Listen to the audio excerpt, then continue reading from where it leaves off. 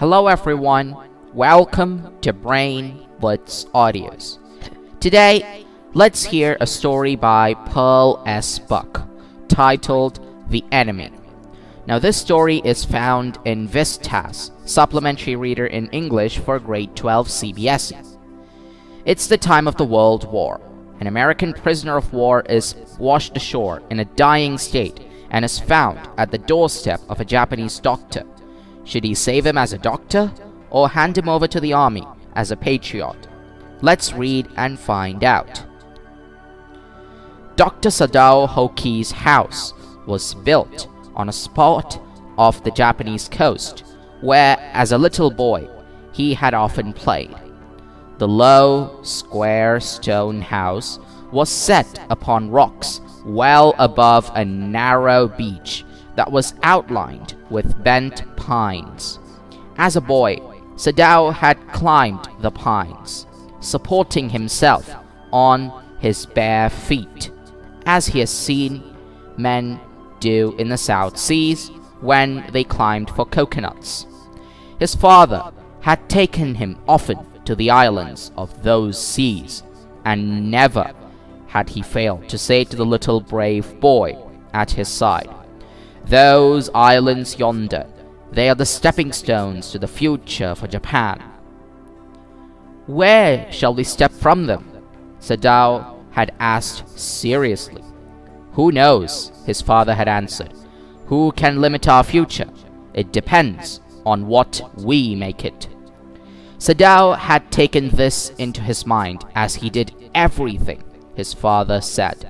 His father, who never joked or played with him, but who spent infinite pains upon him, who was his only son. Sadao knew that his education was his father's chief concern. For this reason, he had been sent at 22 to America to learn all that could be learned of surgery and medicine. He had come back at 30, and before his father died, he had seen Sadao become famous not only as a surgeon, but as a scientist.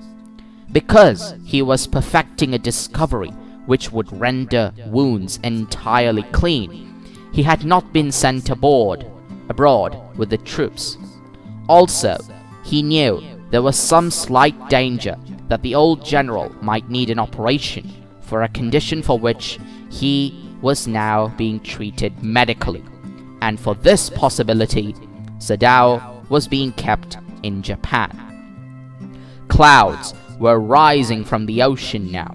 The unexpected warmth of the past few days had, at night, drawn heavy fog from the cold waves.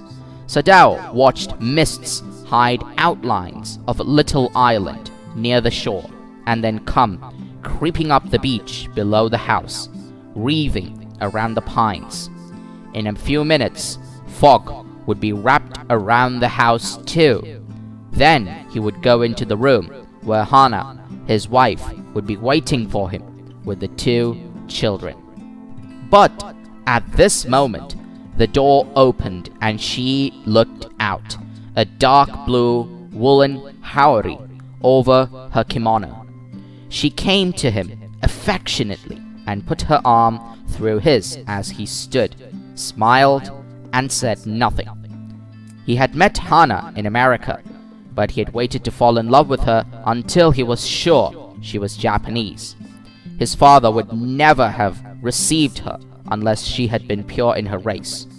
He worried often whom he would have married if he had not met Hannah, and by what luck he had found her in the most casual way, by chance, literally, at an American professor's house.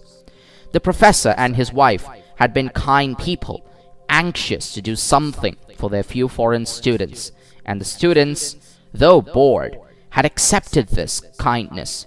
Sadao had often told Hannah how nearly he had not gone to Professor Harley's house that night. The rooms were so small, the food so bad, the professor's wife so voluble.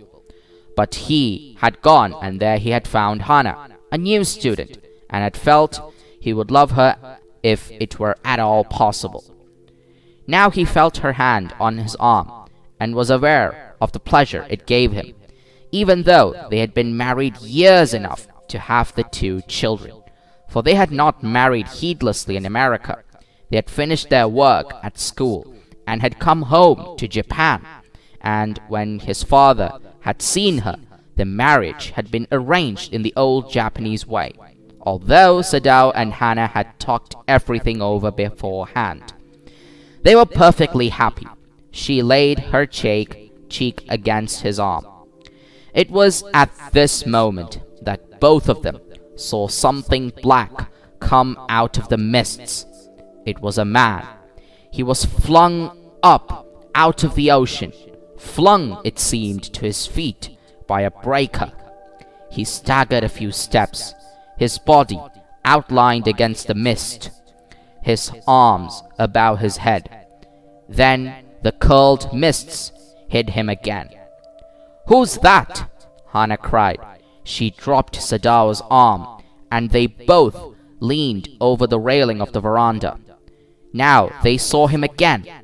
The man was on his hands and knees, crawling.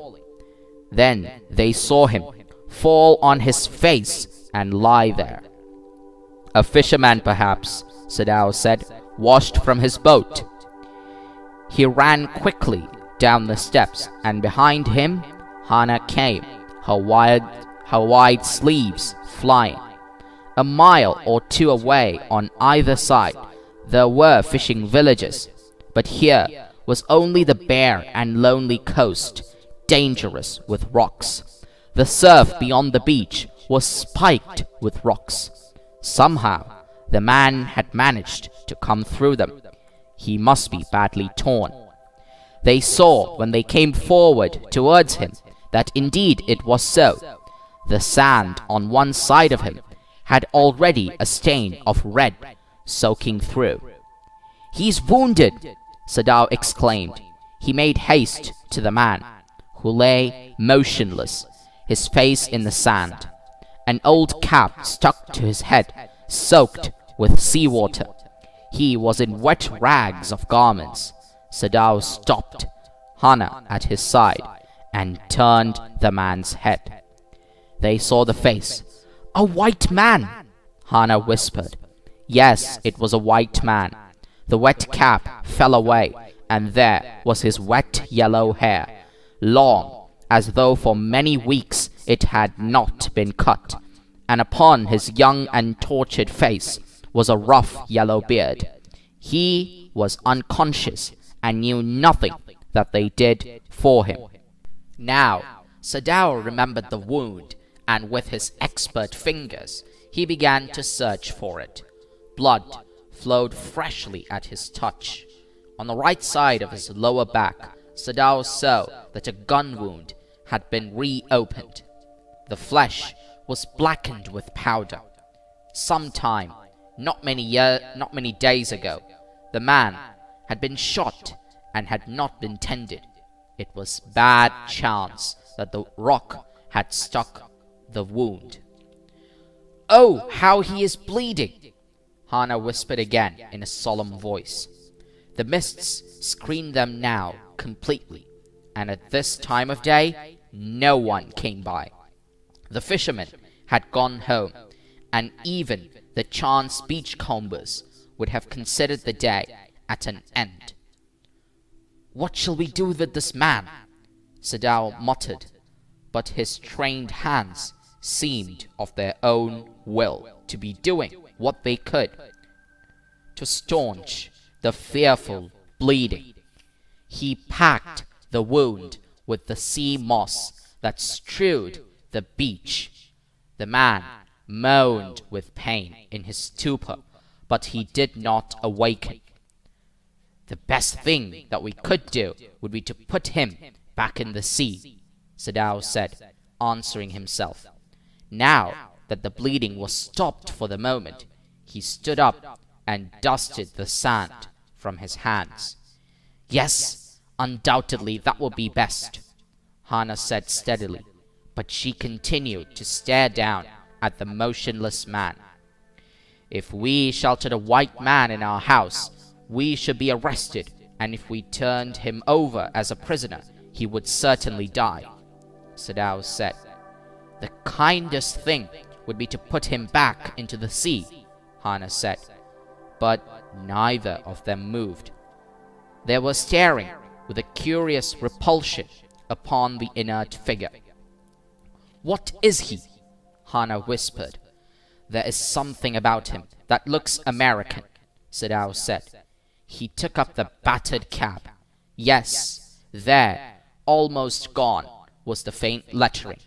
A sailor, he said, from an American warship. He spelt it out. U.S. Navy. The man was a prisoner of war. He has escaped, Hannah cried softly. And that is why he is wounded. In the back, Sadao agreed. They hesitated, looking at each other. Then Hannah said with resolution, Come, are we able to put him back into the sea? If I am able, are you? Sadao asked. No, Hannah said. But if you can do it alone. Sadao hesitated again. The strange thing is, he said, that if the man were whole, I could turn him over to the police without difficulty. I care nothing for him. He is my enemy. All Americans are my enemy, and he is only a common fellow. You see how foolish his face is, but since he is wounded, you also cannot throw him back to the sea, Hannah said. Then there is only one thing to do. We must carry him into the house. But the servants, Sadao inquired. We must simply tell them that we intend to give him to the police, as indeed we must, Sadao. We must think of the children and your position. It would endanger all of us if we did not give this man over as a prisoner of war. Certainly, Sadao agreed. I would not think of doing anything else. Thus agreed, together, they lifted the man. He was very light, like a fowl that had been half-starved for a long time, until it's only feathers and skeleton. So, his arms hanging, they carried him up the steps and into the side door of the house. This door opened into a passage, and down the passage they carried the man towards an empty bedroom. It had been the bedroom of Sadao's father, and since his death it had not been used. They laid the man on the deeply matted floor. Everything here had been Japanese to please the old man, who would never in his own house sit on a chair or sleep in a foreign bed. Hannah went to the wall cupboards and slid back a door and took out a soft quilt. She hesitated. The quilt was covered with flowered silk, and the lining was pure white silk. He is so dirty, she murmured in distress. Yes, he had better be washed, Sadao agreed. If you will fetch hot water, I will wash him. I cannot bear for you to touch him, she said. We shall have to tell the servants he is here. I will tell Yumi now. She can leave the children for a few minutes, and she can wash him. Sadao considered a moment. Let it be so, he agreed. You tell Yumi, and I will tell the others. But the utter pallor of the man's unconscious face moved him first to stoop and feel his pulse. It was faint, but it was there. He put his hand against the man's cold breast. The heart, too, was yet alive. He will die unless he is operated on, Sadao said, considering. The question is whether he will not die anyway. Hannah cried out in fear. Don't try to save him. What if he should live? What if he should die? Sadao replied. He stood, gazing down on the motionless man.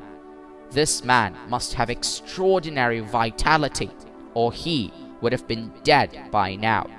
But then, he was very young, perhaps not yet 25. You mean die from the operation? Hannah asked. Yes, Sadao said. Hannah considered this doubtfully, and when she did not answer, Sadao turned away. At any rate, something must be done with him, he said, and first he must be washed. He went quickly out of the room, and Hannah came behind him. She did not wish to be left alone with the white man. He was the first she had seen since she left America, and now he seemed to have nothing to do with those whom she had known there. Here he was her enemy, a menace, living or dead. She called to the nursery, Yumi! But the children heard her voice, and she had to go in for a moment and smile at them and play with the baby boy, now nearly 3 months old. Over the baby's soft black hair, she motioned with her mouth, Yumi, come with me. I will put the baby to bed, Yumi replied. He is ready. She went with Yumi into the bedroom next to the nursery and stood with the boy in her arms while Yumi spread the sleeping quilts on the floor and laid the baby between them. Then Hannah led the way quickly and softly to the kitchen. The 2 servants were frightened at what their master had just told them. The old gardener, who was also a house servant, pulled the few hairs on his upper lip. The master out not to heal the wound of this white man, he said bluntly to Hannah. The white man out to die. First he was shot, then the sea caught him and wounded him with her rocks. If the master heals what the gun did and what the sea did, they will take revenge on us. I will tell him what you say, Hannah replied courteously. But she herself was also frightened, although she was not superstitious as the old man was. Could it ever be well to help an enemy? Nevertheless, she told Yumi to fetch the hot water and bring it to the room where the white man was. She went ahead and slid back the partitions. Sadao was not there yet. Yumi, following, put down her wooden bucket. Then she went over to the white man. When she saw him, her thick lips folded themselves into stubbornness. I have never washed a white man, she said, and I will not wash so dirty a one now. Hannah cried at her severely. You will do what your master commands you. There was so fierce a look of resistance upon Yumi's round, dull face that Hannah felt unreasonably afraid. After all, if the servants should report something that was not as it happened? Very well, she said with dignity. You understand, we only want to bring him to his senses so that we can turn him over as a prisoner? I will have nothing to do with it, Yumi said. I am a poor person, and it's not my business. Then please, Hannah said gently, return to your own work. At once, Yumi left the room. But this left Hannah with the white man alone. She might have been too afraid to stay, had not her anger at Yumi's stubbornness now sustained her. Stupid Yumi, she muttered fiercely. Is this anything but a man, and a wounded, helpless man? In the conviction of her own superiority, she bent impulsively and untied the knotted rugs that kept the white man covered. When she had his breast bare, she dipped the small, clean towel that Yumi had brought into the steaming hot water and washed his face carefully. The man's skin, though rough with exposure, was of a fine texture and must have been very blond when he was a child. While she was thinking these thoughts, though not really liking the man better now that he was no longer a child, she kept on washing him until his upper body was quite clean. but she dared not turn him over. Where was Sadao? Now her anger was ebbing, and she was anxious again, and she rose, wiping her hands on the wrong towel. Then, lest the man be chilled, she put the quilt over him. "Sadao!" she called softly. He had been about to come in when she called. His hand had been on the door, and now he opened it. She saw that he had brought his surgeon's emergency bag and that he wore his surgeon's coat. "You have decided to operate!" she cried. "Yes," he said shortly. He turned his back to her and unfolded a sterilized towel upon the floor of the tokonoma alcove and put his instruments out upon it. "Fetch towels," he said. She went obediently, but how anxious now, to the linen shelves and took out the towels.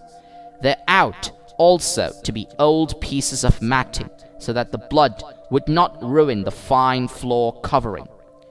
She went out to the back veranda, where the gardener kept strips of matting with which to protect delicate shrubs on cold nights, and took an armful of them.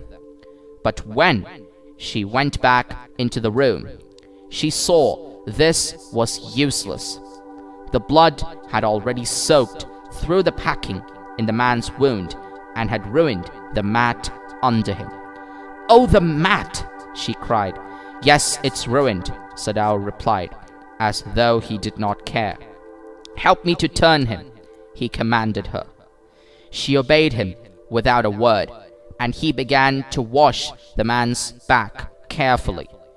"Yumi would not wash him," she said. "Did you wash him then?" Sadao asked, not stopping for a moment his swift, concise movements. "Yes," she said. He did not seem to hear her, but she was used to his absorption when he was at work. She wondered for a moment if it mattered to him what was the body upon which he worked, so long as it was for the work he did so excellently. "You will have to give the anesthetic if he needs it," he said. "I?" she repeated blankly. "But never have I." "It's easy enough," he said impatiently. He was taking out the packing now, and the blood began to flow more quickly.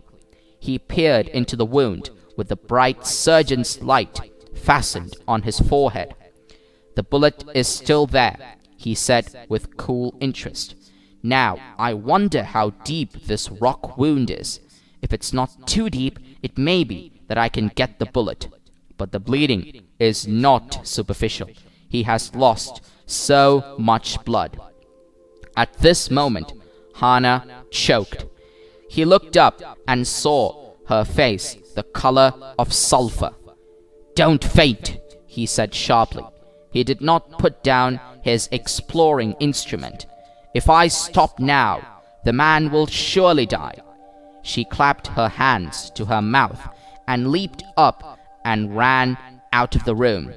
Outside, in the garden, he heard her retching, but he went on with his work. It will be better for her to empty her stomach, he thought.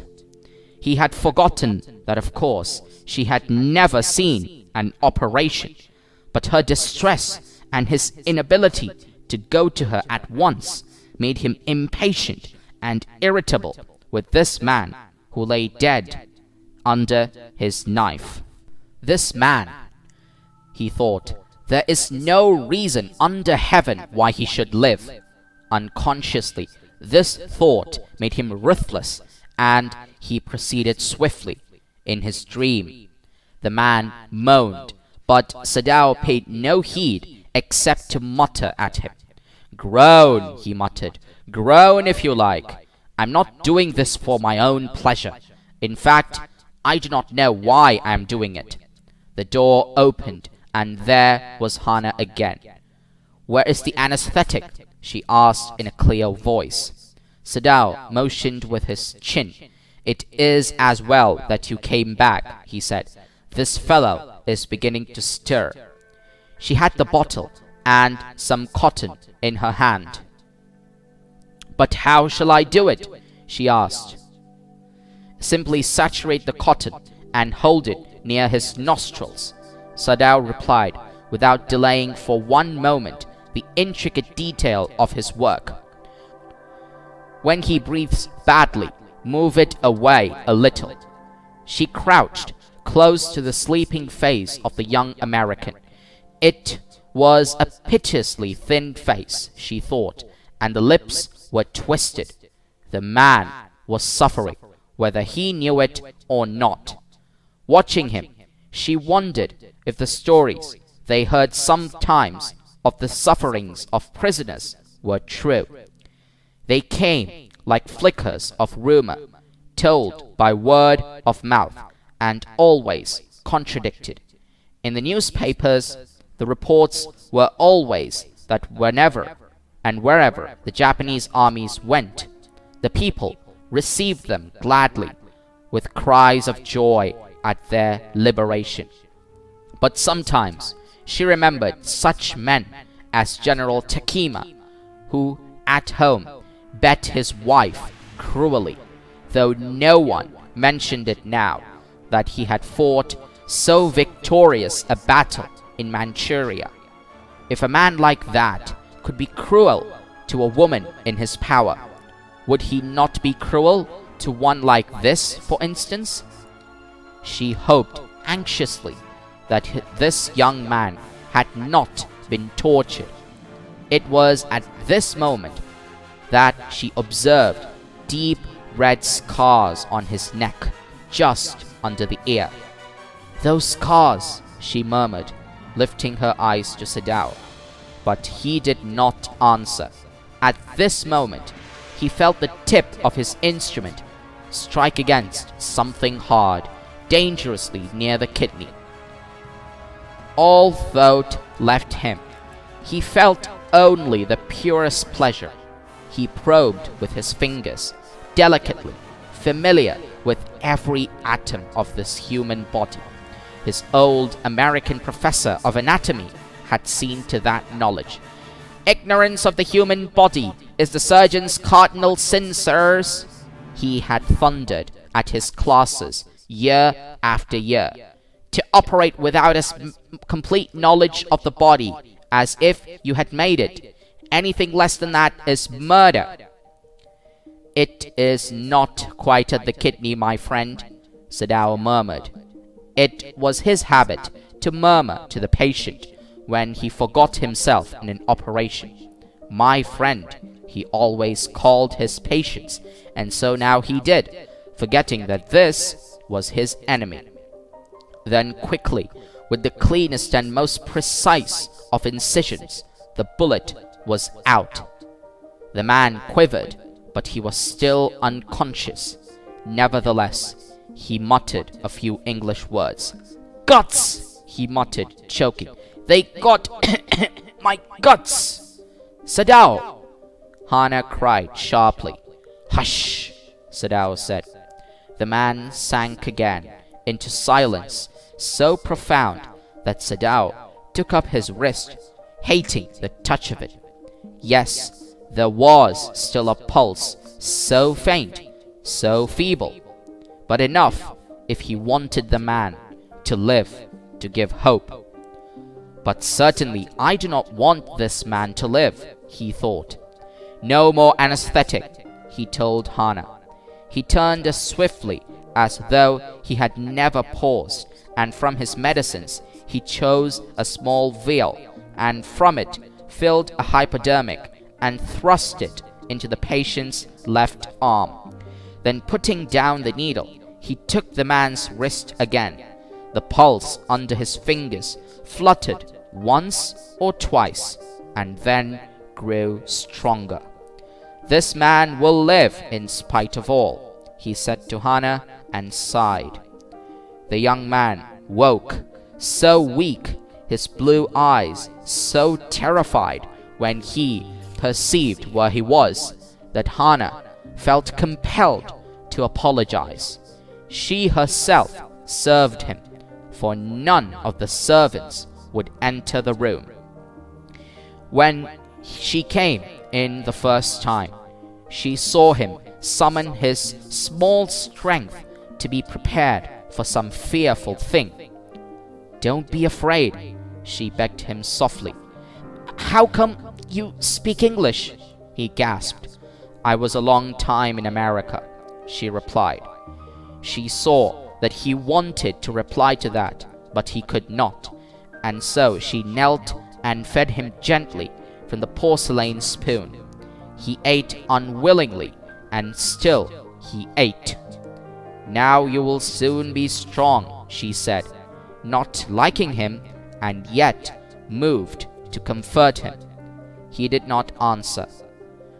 When Sadao came in the third day after the operation, he found the young man sitting up, his face bloodless with the effort.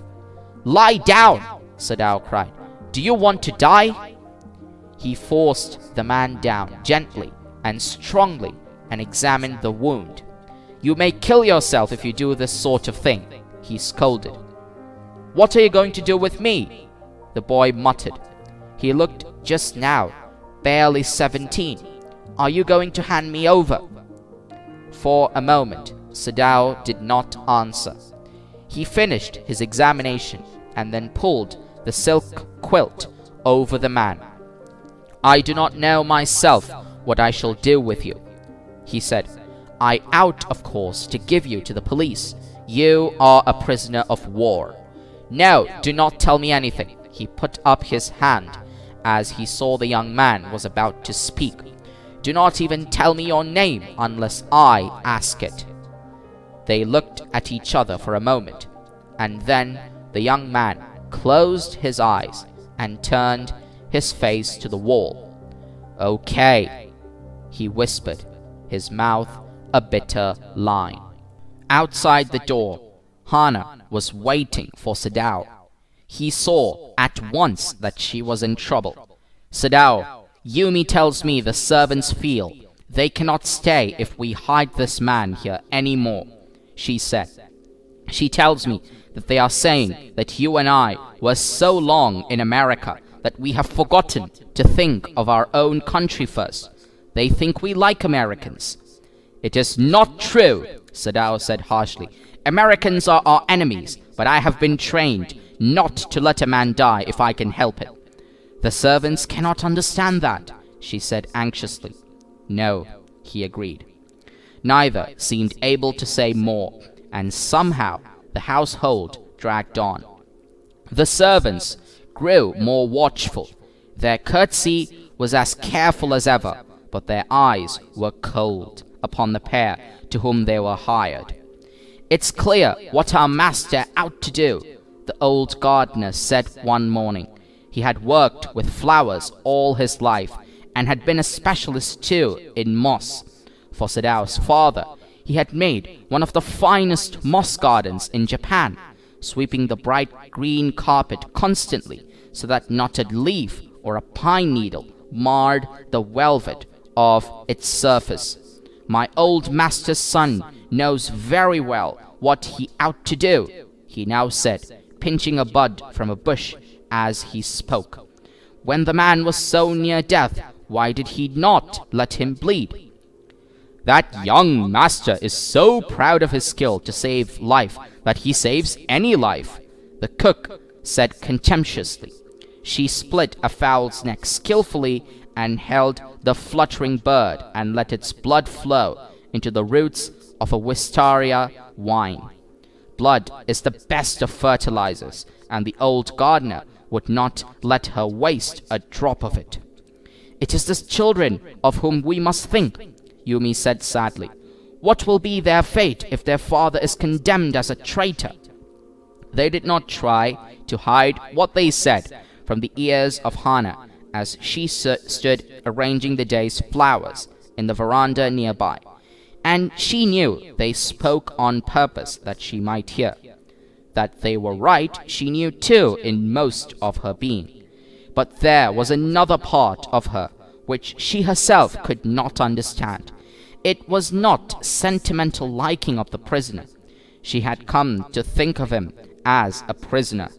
She had not liked him even yesterday, when he had said in his impulsive way, "Anyway, let me tell you that my name is Tom." She had only bowed her little distant bow. She saw hurt in his eyes, but she did not wish to assuage it. Indeed, he was a great trouble in this house. As for Sadao, every day he examined the wound carefully. The last stitches had been pulled out this morning, and the young man would, in a fortnight, be nearly as well as ever. Sadao went back to his office and carefully typed a letter to the chief of police, reporting the whole matter. On the 21st day of February, an escaped prisoner was washed up on the shore in front of my house. So far, he typed, and then he opened a secret drawer of his desk and put the unfinished report into it. On the 7th day after that, two things happened. In the morning, the servants left together, their belongings tied in large square cotton kerchiefs. When Hannah got up in the morning, nothing was done, the house not cleaned and the food not prepared, and she knew what it meant. She was dismayed and even terrified, but her pride as a mistress would not allow her to show it. Instead, she inclined her head gracefully when they appeared before her in the kitchen, and she paid them off.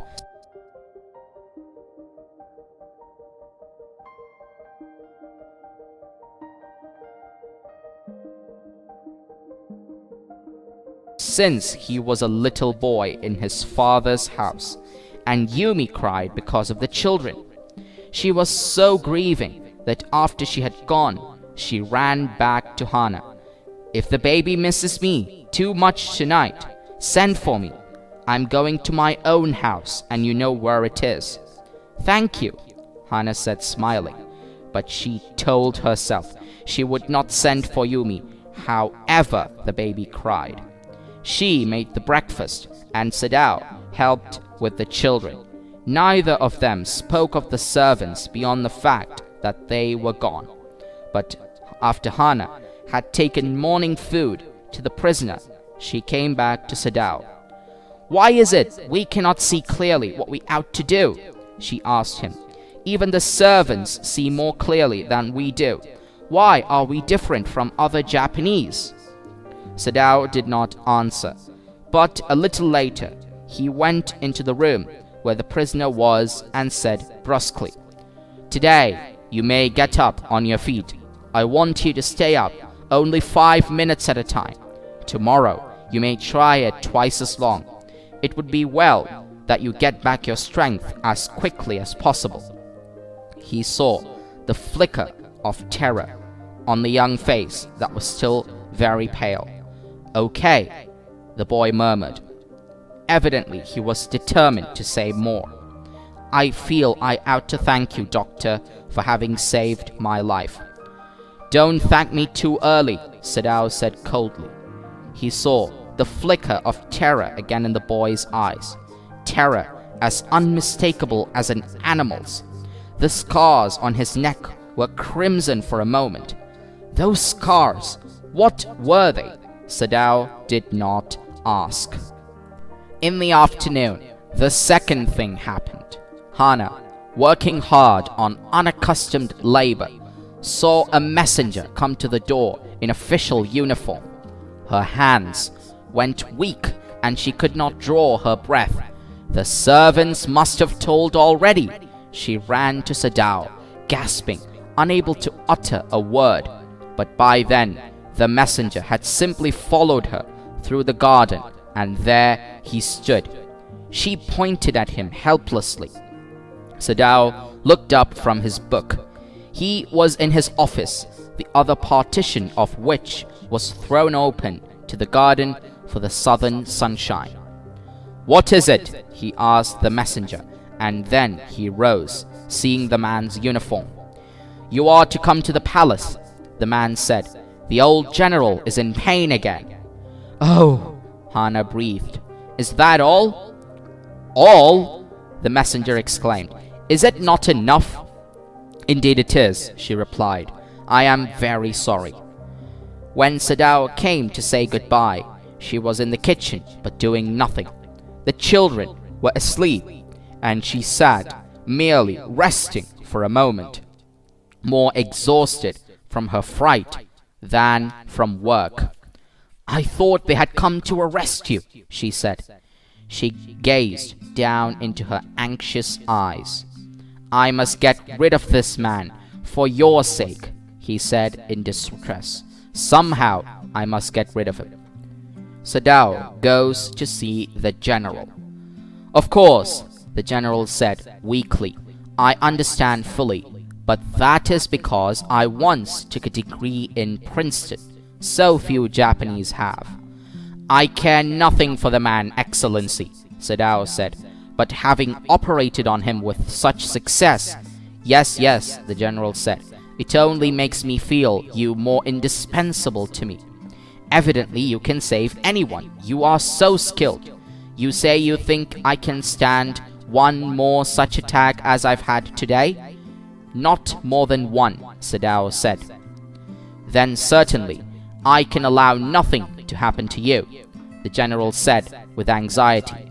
His long, pale Japanese face became expressionless, which meant that he was in deep thought. "You cannot be arrested," the general said, closing his eyes. "Suppose you were condemned to death, and the next day I had to have my operation." "There are other surgeons, Excellency," Sadao suggested. "None, I trust," the general replied. "The best ones have been trained by Germans and would consider the operation successful even if I died. I do not care for their point of view." He sighed. "It seems a pity that we cannot better combine the German ruthlessness with the American sentimentality. Then you could turn your prisoner over for execution, and yet I could be sure you would not murder me while I was unconscious." The general laughed. He had an unusual sense of humor. "As a Japanese, could you not combine these two foreign elements?" he asked. Sadao smiled. "I'm not quite sure," he said, "but for your sake I would be willing to try, Excellency." The general shook his head. "I had rather not be the test case," he said. He felt suddenly weak and overwhelmed with the cares of his life as an official in times such as these, when repeated victory brought great responsibilities all over the South Pacific. "It is very unfortunate that this man should have washed up on your doorstep," he said irritably. "I feel it so myself," Sadao said gently. "It would be best if he could be quietly killed," the general said. "Not by you, but by someone who does not know him. I have my own private assassins. Suppose I sent 2 of them to your house tonight, or better, any night. You need know nothing about it. It's now warm. What would be more natural than that you should leave the outer partition of the white man's room open to the garden while he sleeps?" "Certainly, it would be very natural," Sadao agreed. "In fact, it is so left open every night." "Good," the general said, yawning. "They are very capable assassins. They make no noise, and they know the trick of inward bleeding. If you like, I can even have them remove the body." Sadao considered. "That perhaps would be best, Excellency," he agreed, thinking of Hannah. He left the general's presence then and went home, thinking over the plan. In this way, the whole thing would be taken out of his hands. He would tell Hannah nothing, since she would be timid at the idea of assassins in the house, and yet certainly such persons were essential in an absolute state such as Japan was. How else could rulers deal with those who opposed them? He refused to allow anything but reason to be the atmosphere of his mind as he went into the room where the American was in bed. But as he opened the door, to his surprise, he found the young man out of bed and preparing to go into the garden. "What is this?" he exclaimed. "Who gave you permission to leave your room?" "I'm not used to waiting for permission," Tom said gaily. "Gosh, I feel pretty good again. But will the muscles on this side always feel stiff?" "Is it so?" Sadao asked, surprised. He forgot all else. "Now I thought I had provided against that," he murmured. He lifted the edge of the man's shirt and gazed at the healing scar. "Massage may do it," he said, "if exercise does not." "It won't bother me much," the young man said. His young face was gaunt under the stubbly blonde beard. "Say, doctor, I've got something I want to say to you. If I hadn't met a Jap like you, well, I wouldn't be alive today, I know that." Sadao bowed, but he could not speak. "Sure, I know that," Tom went on warmly. His big, thin hands gripping a chair were white at the knuckles. "I guess if all the Japs were like you, there wouldn't be a war." "Perhaps," Sadao said with difficulty. "And now I think you had better go back to bed." He helped the boy back into bed and then bowed. "Good night," he said. Sadao slept badly that night. Time and time again he woke, thinking he heard the rustling of footsteps, the sound of a twig broken or a stone displaced in the garden, a noise such as men might make who carried a burden. The next morning, he made the excuse to go first into the guest room. If the American were gone, he then could simply tell Hannah that so the general had directed. But when he opened the door, he saw at once that there on the pillow was the shaggy blonde head. He could hear the peaceful breathing of sleep, and he closed the door again, quietly. "He is asleep," he told Hannah. "He is almost well to sleep like that." "What shall we do with him?" Hannah whispered her old refrain. Sadao shook his head. "I must decide in a day or two," he promised. But certainly, he thought, the second night must be the night. There rose a wind that night, and he listened to the sounds of bending bows and whistling partitions. Hannah woke too. "Ought we not to go and close the sick man's partition?" she asked. "No," Sadao said. "He's able now to do it for himself." But next morning, the American was still there. Then the third night, of course, must be the night. The wind changed to quiet rain, and the garden was full of the sound of dripping eaves and running springs. Sadao slept a little better, but he woke at the sound of a crash and leaped to his feet. "What was that?" Hannah cried. The baby woke at her voice and began to wail. "I must go and see." But he held her and would not let her move. "Sadao!" she cried. "What's the matter with you?" "Don't go," he muttered. "Don't go." His terror infected her, and she stood, breathless, waiting. There was only silence. Together, they crept back into the bed, the baby between them. Yet, when he opened the door of the guest room in the morning, there was the young man. He was very gay, and had already washed and was now on his feet.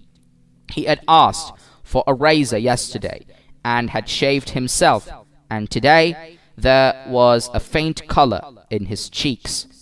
"I'm well," he said joyously. Sadao drew his kimono round his weary body.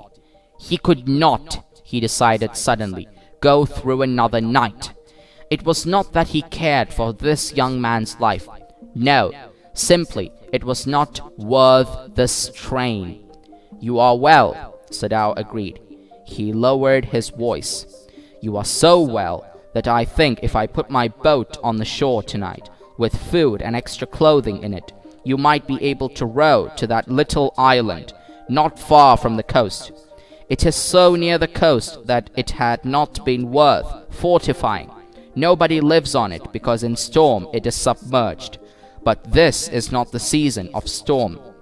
You could live there until you saw a Korean fishing boat pass by.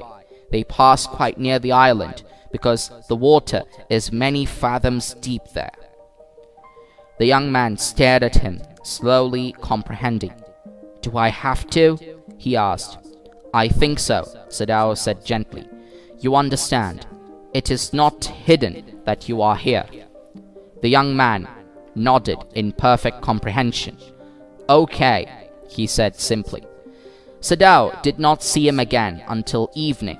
As soon as it was dark, he had dragged the stout boat down to the shore, and in it he put food and bottled water that he had brought secretly during the day, as well as 2 quilts he had bought at a pawn shop. The boat he tied to a post in the water, for the tide was high. There was no moon, and he worked without a flashlight. When he came to the house, he entered as though he were just back from his work, and so Hannah knew nothing. "Yumi was here today," she said as she served his supper. Though she was so modern, still she did not eat with him. Yumi cried over the baby. She went on with a sigh. She misses him so. "The servants will come back as soon as the foreigner is gone," Sadao said. He went into the guest room that night before he went to bed himself and checked carefully the American's temperature, the state of the wound, and his heart and pulse. The pulse was irregular, but that was perhaps because of excitement. The young man's pale lips were pressed together, and his eyes burned. Only the scars on his neck were red. "I realize you're saving my life again," he told Sadao. "Not at all," Sadao said. "It's only inconvenient to have you here any longer." He had hesitated a good deal about giving the man a flashlight, but he had decided to give it to him after all. It was a small one, his own, which he used at night when he was called. "If your food runs out before you catch a boat," he said, "signal me 2 flashes at the same instant the sun drops over the horizon. Do not signal in darkness, for it will be seen. If you are all right but still there, signal me once. You will find fresh fish easy to catch, but you must eat them raw. A fire would be seen." "Okay," the young man breathed. He was dressed now in the Japanese clothes which Sadao had given him, and at the last moment, Sadao wrapped a black cloth around his blonde head. "Now," Sadao said. The young American, without a word, shook Sadao's hand warmly, and then walked quite well across the floor and down the step into the darkness of the garden. Once, twice, Sadao saw his light flash to find his way, but that would not be suspected. He waited until from the shore there was one more flash. Then he closed the partition. That night he slept. "You say the man escaped?" the general asked faintly. He had been operated upon a week before, an emergency operation to which Sadao had been called in the night. For 12 hours, Sadao had not been sure the general would live. The gallbladder was much involved. Then the old man had begun to breathe deeply again and to demand food. Sadao had not been able to ask about the assassins. So far as he knew, they had never come. The servants had returned, and Yumi had cleaned the guest room thoroughly and had burnt sulfur in it to get the white man's smell out of it. Nobody said anything. Only the gardener was cross because he had got behind with his chrysanthemums. But after a week, Sadao felt the general was well enough to be spoken to about the prisoner. "Yes, Excellency, he escaped," Sadao now said. He coughed, signifying that he had not said all he might have said, but was unwilling to disturb the general further. But the old man opened his eyes suddenly. "That prisoner," he said with some energy, "did I not promise you I would kill him for you?" "You did, Excellency," Sadao said. "Well, well," the old man said in a tone of amazement, "so I did. But you see, I was suffering a good deal. The truth is, I thought of nothing but myself. In short, I forgot my promise to you." "I wondered, Your Excellency," Sadao murmured. "It was certainly very careless of me," the general said. "But you understand, it was not lack of patriotism or dereliction of duty." He looked anxiously at his doctor. "If the matter should come out, you would understand that, wouldn't you?" "Certainly, Your Excellency," Sadao said. He suddenly comprehended that the general was in the palm of his hand, and that, as a consequence, he himself was perfectly safe. "I can swear to your loyalty, Excellency," he said to the old general, "and to your zeal against the enemy." "You are a good man," the general murmured and closed his eyes. "You will be rewarded." But Sadao, searching the spot of black in the twilighted sea that night, had his reward. There was no prick of light in the dusk. No one was on the island. His prisoner was gone, safe doubtless, for he had warned him to wait only for a Korean fishing boat. He stood for a moment on the veranda, gazing out to the sea from whence the young man had come that other night. And into his mind, although without reason, there came other white faces he had known. The professor at whose house he had met Hannah, a dull man, and his wife had been a silly, talkative woman, in spite of her wish to be kind. He remembered his old teacher of anatomy, who had been so insistent on mercy with the knife, and then he remembered the face of his fat and slatternly landlady. He had had great difficulty in finding a place to live in America because he was a Japanese. The Americans were full of prejudice, and it had been bitter to live in it, knowing himself their superior. How he had despised the ignorant and dirty old woman who had at last consented to house him in her miserable home. He had once tried to be grateful to her because she had in his last year nursed him through influenza. But it was difficult, for she was no less repulsive to him in her kindness. Now he remembered the youthful, haggard face of his prisoner, white and repulsive. Strange, he thought. I wonder why I could not kill him. And that concludes the story, The Enemy, written by Pearl S. Buck.